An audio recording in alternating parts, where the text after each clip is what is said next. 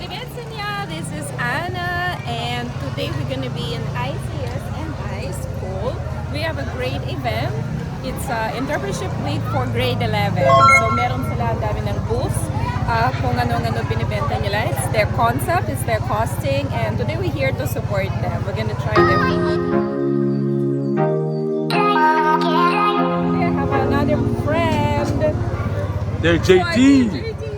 He's be the one gonna help us to taste all the food. So, we're gonna be the one testing all the food. So, tara, tapos we have another event, grade 7 and grade 8. Meron sila ng competition of traditional dances. So, let's go. Let's see how fun it is. Let's go.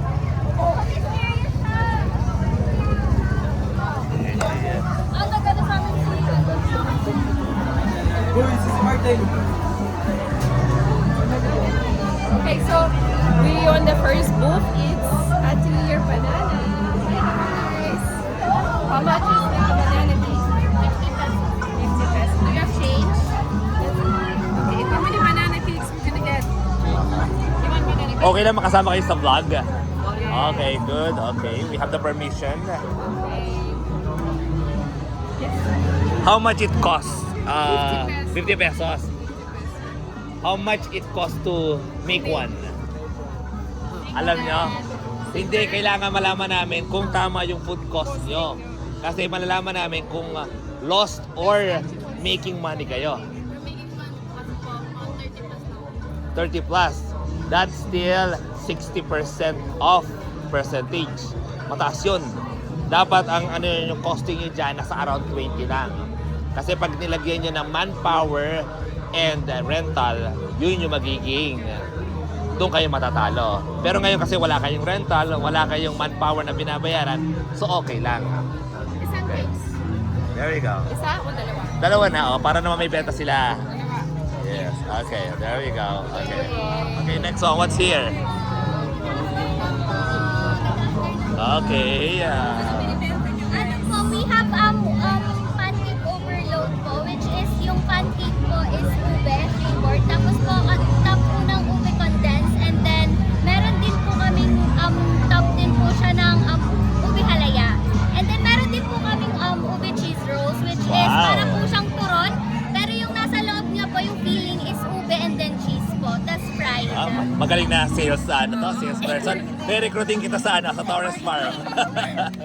So what's the best seller? What's your recommendation? Yung best seller po namin is yung ube cheese roll po namin. Okay, magkano siya? Ano po, 26 pesos po siya each. Opo. Pero po pag dalawa po siya, nasa 51 na lang po siya. Kasi naman po siya kalaki. Okay, sige, order. So ano yung pinili ni Ana? Ano po, yung best seller po namin which is the ube cheese roll. Ubi, magkano yun? Ano po, 20 pesos each. 20 pesos. At 26 pesos 26. each. Magkano gawin yon?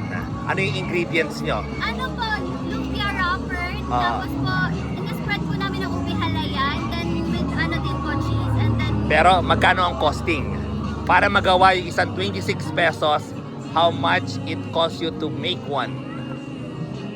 ano po, like nasa 20 pesos po siya each. Kasi po, yung ano po nun is yung sa labor po, tsaka po yung utilities po na ginamit na like Okay. oil po, Oo.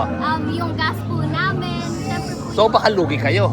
Hindi naman po, Oo. like inano po namin siya talaga ng maigi para po hindi naman po kami Okay, so malugi. sa 26 pesos, magkano yung total kasama yung manpower, ingredients, ano yung total cost ng isang ubi roll na yon? Yung isa po Yes, talagang ano, Oo. Ano yun? Ayun ang gusto kong malaman. Ano yung cost sa 26 pesos? Teka lang. So, explain it to me, yung 26 pesos, ano yung exact ingredient and how much it costs you? Okay po, for our ube halaya po, we have 160 po per tab.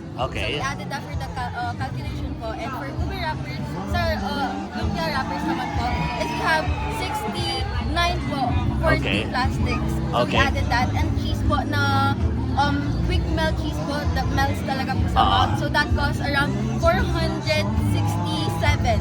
So Okay. when we added everything po and then we divided yung kung ilan po yung magagawa po natin. Yes. And then we have around 45 pieces po. So we we divided everything and the cost of the raw materials, and then nag-add po kami ng labor price. Okay. Which is efforts din po namin. Yes, of course. And of course, Dapat. all the utilities and the lahat. Rental, okay, good, And okay. the total we got po is 26 pesos per piece. Okay. Which is very affordable na din po. Exactly, Sa oo. sa mga kids. Oo. Yes po. O so paano kayo kikita ngayon? So, total po talaga ng raw materials po namin is we have 18 pesos. 18 pesos, okay. Tapos po, and we added labor which is 8 pesos po. Okay, so 26. Yes po. So ibig sabihin, that's a break-even point lang. Yes po. Oo, so paano kayo kikita ngayon? So, Oo. ano po, dapat po talaga 51 pesos for two. Dapat po talaga 55. Ano Okay. po, dalawa po. Oo. So, since napansin po namin na parang hindi po siya na bebenta kasi nga po pricey and yung Oo. mga target po Yes. namin is mga kids na, which is alam po namin na gusto nila ng mga sweets kasi Yes. patok po sa Oo. panlasang Pinoy ang sweets. So, sabi po namin, what if less portion po, less price din sa Okay. mabibili po nila. So, we come up po na sa isang ano po, piece is makakabili na rin po sila 26 which is affordable na po. So, yung doon po yung pinaka parang break pa lang po niya, okay na rin po siya, pasok na rin po. Kasi kung marami pong bibili, mas marami po yung income and then doon na po papasok lahat. Okay, kasi baka eventually, mabenta nyo lahat. Yes po. Pag nabenta nyo lahat, ang mangyayari niya, baka pambili lang yan ng bagong ingredients. So ibig sabihin, zero profit kayo. Binabawi po namin sa ibang binibenta po. Okay, so may mga ganun kayo, may mga ibang item kayo na medyo mas may profit, pero doon sa binili namin na 26, mukhang para nasa break-even point lang kayo. Oo, kasi katulad yun, yung anak ko, alam ko yung ice cream nila. Reklamo siya kagabi na arami niyang benta pero lugi. So ibig sabihin, mali yung naging pricing niya. So yun ang sinasabi natin. Next one.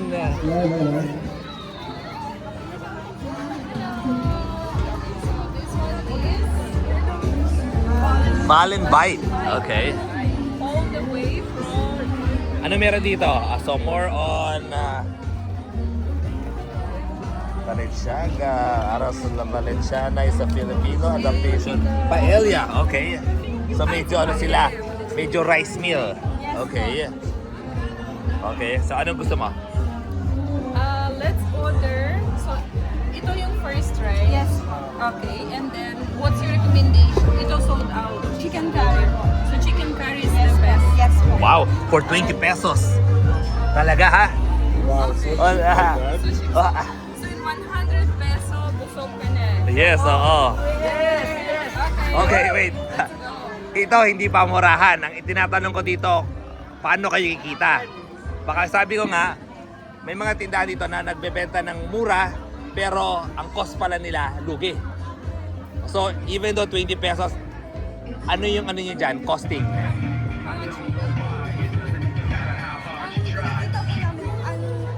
Nagastos po kasi namin sa lahat po yan is ano po. Kung ano po, ang kikitain po namin dyan is ano po, nasa 40 po, sa 100 pesos po, 40 po yung nakuha po. 40 pesos Yes po. out of 100 pesos. Yes po. So, that's... 60% is the cost of the No, 40% is the net income. So 60% is the food cost. Without the rental, without the salary. Okay. Medyo mataas ang 60% pero yeah, at least But the first starting day, sila. How much is your kita the first day? 3,000 plus po. 3,000 net income. Yung ano po, yung kita po namin is nasa 2,000. Okay. Kailangan nyo ba yung 3,000 yung bumili kayo ng another ingredients? Yes. So, pa-recycle na siya. Tapos po, after isang ano ng natin, menu natin. Ito pong Baran Bite po Is namin. this rice? Yes po. Yeah. Ito po. Are you getting one? Ano po I will namin? get one of them. Oh, there we go. Bali po, ano po Sir siya? JD's getting One one. and then 100. Oh, wow. So, Tutor po kami. Meron po kaming... yung kikitain ha, Opo, dito Dito pala. po lahat mapupunta po. Wow, okay. That's good. Okay. And what else? Magbibigay po kami ng ano po, ng essential hygiene kits po. Tapos Hygiene kit. Okay. may ano po, may Okay, I'm rooting for your business. Then you have a good cause. That's what I'm buying. Okay, so One more. we're buying what's that? One of these and Valenciana. One of this and then And chicken 100 pesos. okay, so okay, there you go. So You want 100? so that's five like that. Five quarters of this and this.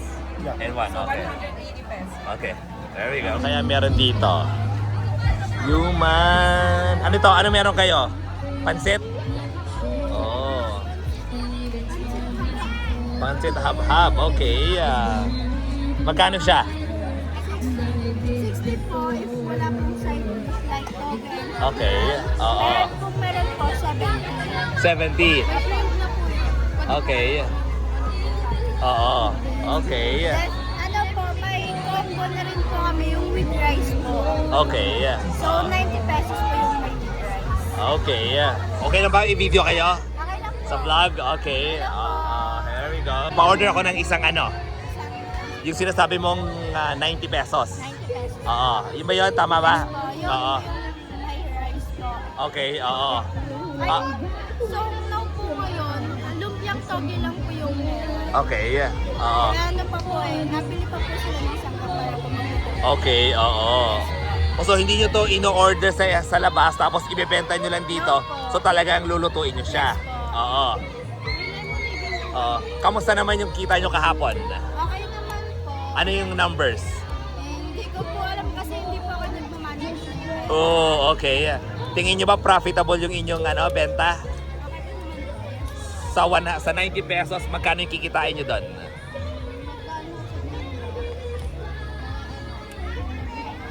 More than 1K po ba?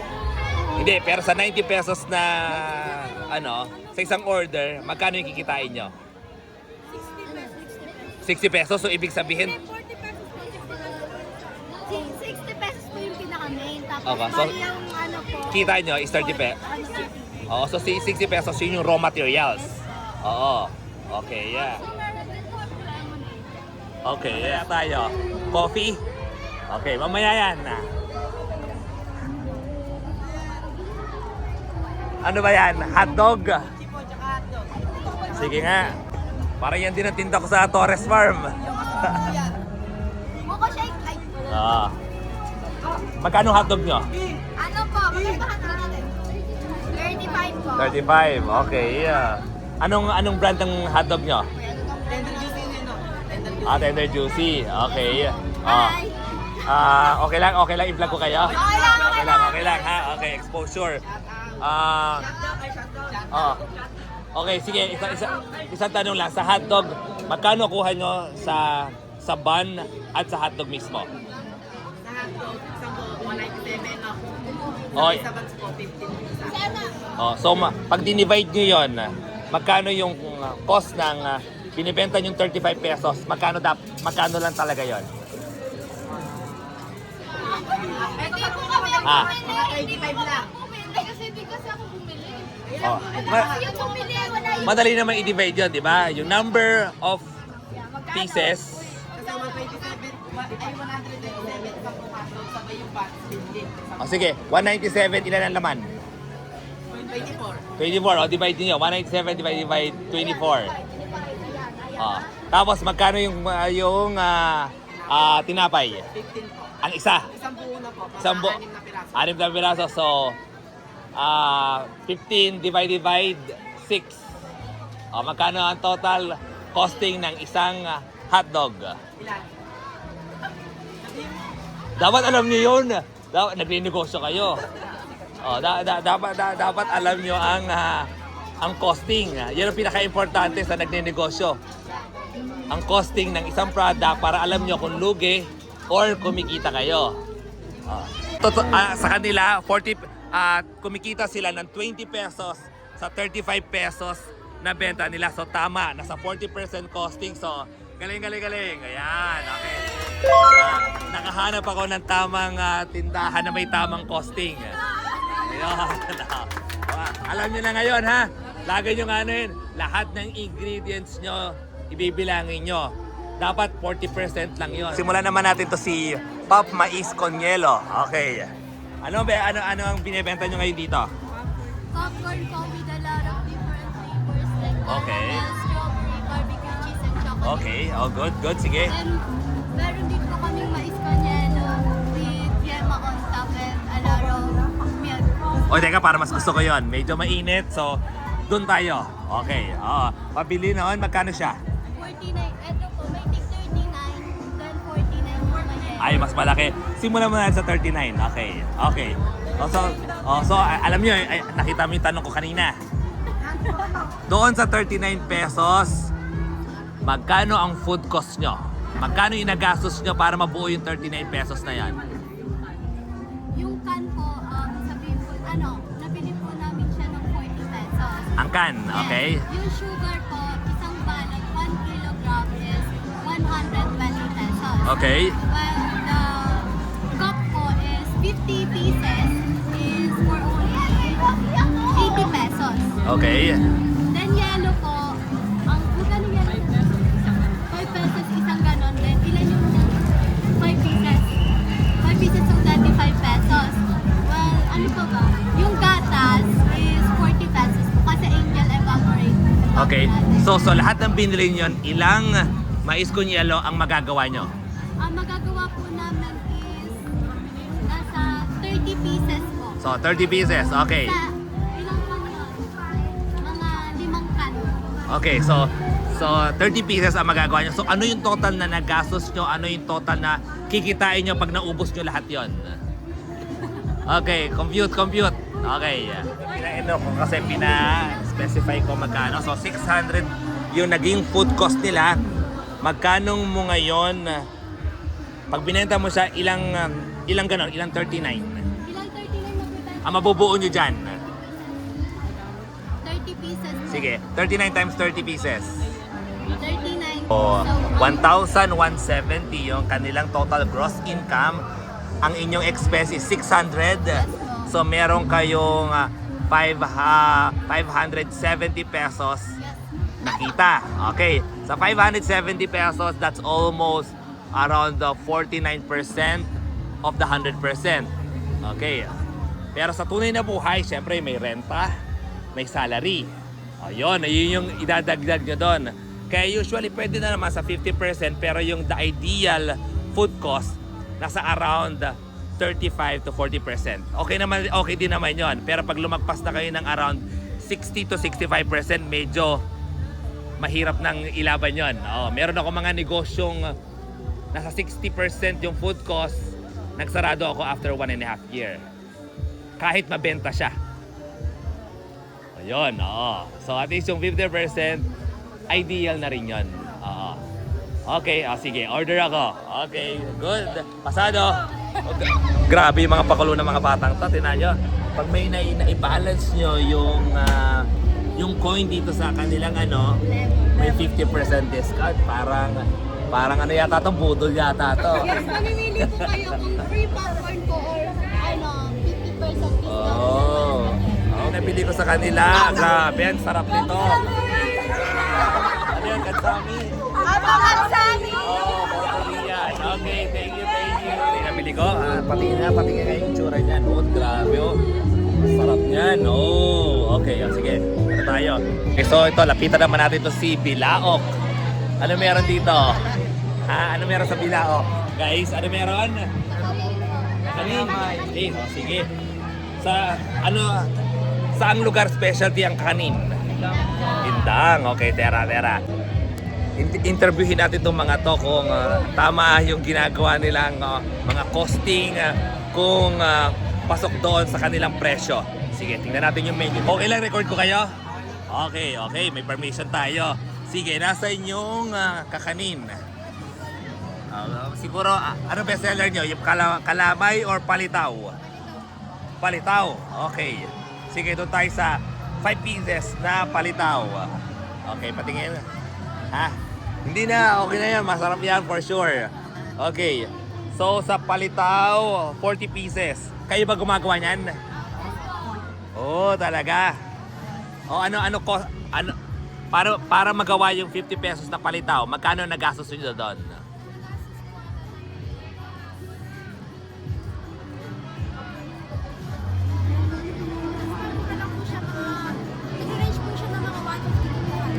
So 150 to 200 and ilang palitaw ang magagawa niyo doon?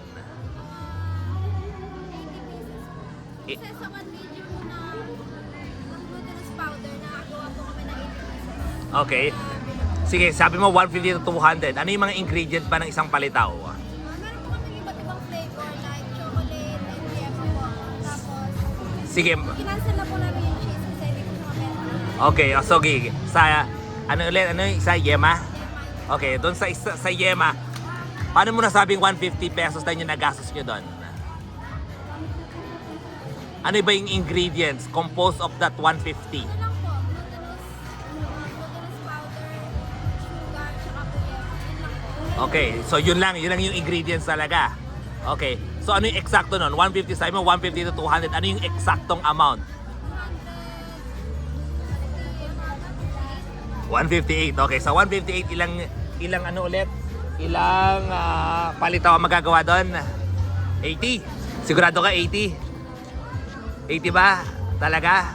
Pero yung sa isang ganun po kasi pinipis po namin. Ganito na lang gawin natin. Magkano yung naging capitalization nyo nung nagsimula kayo? Ano lang po, 3,000. Okay, ilang member? 15. Okay, so 300 times 15. 4,000. Okay na. Thank you. 4,500. tapos minus po namin dun yung sa crops po namin. Okay. Yung trial. So ang natira lang po doon ay 3,885. 3,885. Okay, so binili nyo ba yung 3,885 yung buong 4 ingredients? Hindi Hindi. po. Ang tagastos na po namin sa lahat po ng ingredients ay 2,500. Kasama na po natin yung equipments namin. Okay, sa ingredients lang magkano?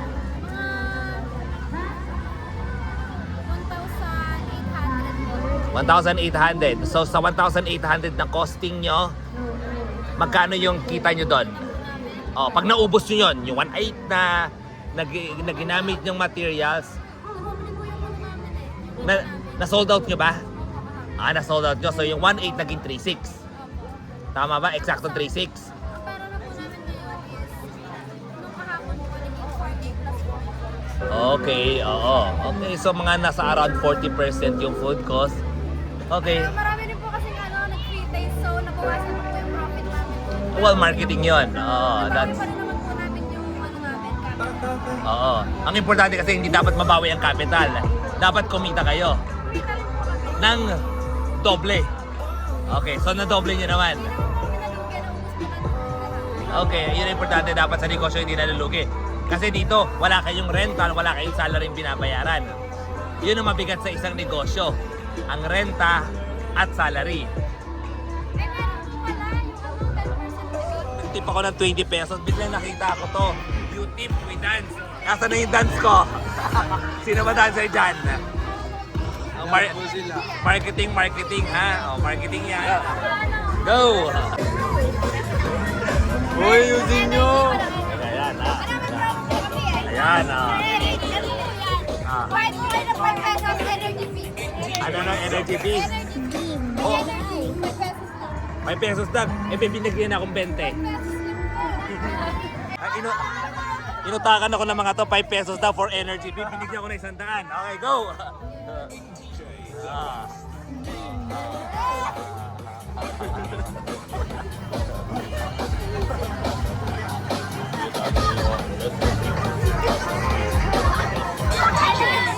Okay, good! Okay! Hindi na, okay na. Gusto yun. Okay na. Dito naman tayo. Ano kaya dito? Kakao. Ano meron kayo? Kalamay.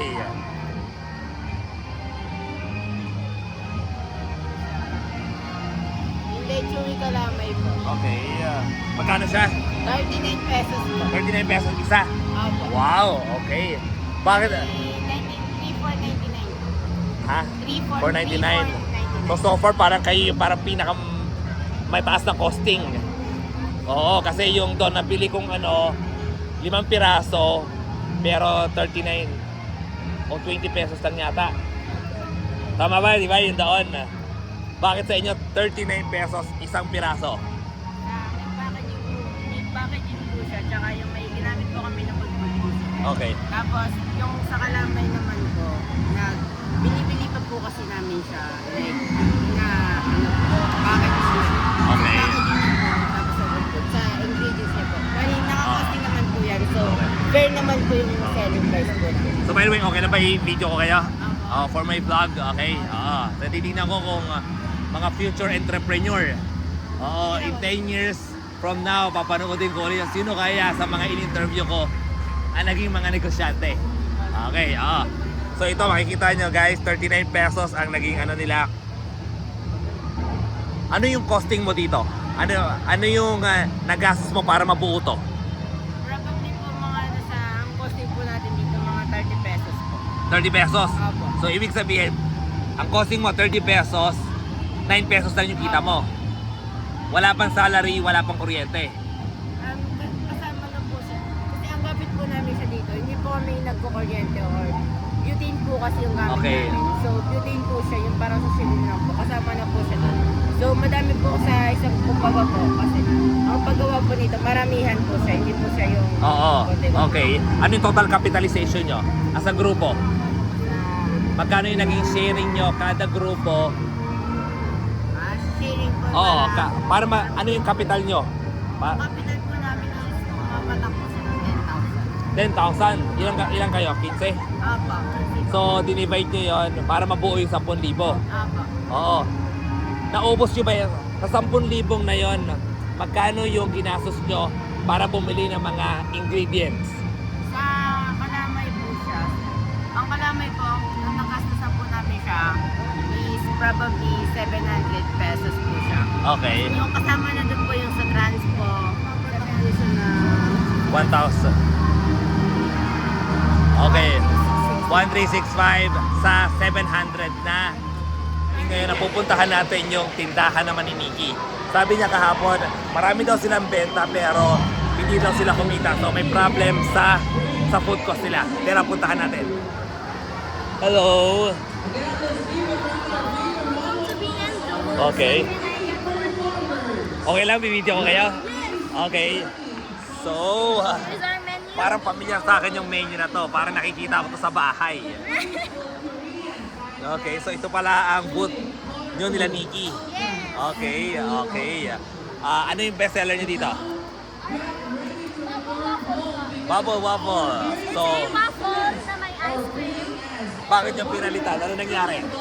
Because ang goal namin sa first day is mag-attract muna ng customer. Okay. And then, so, the next day, kahit itaas namin yung presyo, marami pa yung pipili. Okay. Sige, sige. Or, sige. May sabi si Nikki na marami daw kayo nabenta pero hindi daw kayo kumita. Anong part dyan ang hindi kayo kumita? Yung doon sa ice cream, kasi hindi namin siya nasusukat. So, merong quantity na maraming ice cream, tapos meron na konti. Oo. Which is wrong. Ngayon, natuto na kami, tapos dapat pantay-pantay lang yung serving. Okay, so yun yung maganda. So sa una minsan trial and error lang tayo pero since nabuo ito Nikki, ano sabi mo na you lost money in the ice cream? No, you cannot know. No. No, it's okay. It's part of to be a business person. Sometimes you're gonna make a mistake on costing, but you need to adjust on the next time. Okay. Okay. So, order ako ng bubble waffle. What happened? Whoa, sold out. Okay. Ha? Okay. Oh, there we go. Okay, sabi nila, kailangan ko daw sabi. Ito mga specialty nila. Para, Oreo coffee. In a relationship. Oh. Willing to wait. Oh. Na-crush back. Take a chance with me. Para mag-Oreo yata ako kasi I'm in a relationship right now. Sa office namin ni Ana. So narito yung mga pagkain na mga in-order ko na hindi ko pa na inagagalaw. So ito yung pinili ko kaya sa tindahan nila Nikki, bubble waffle. And let's try it.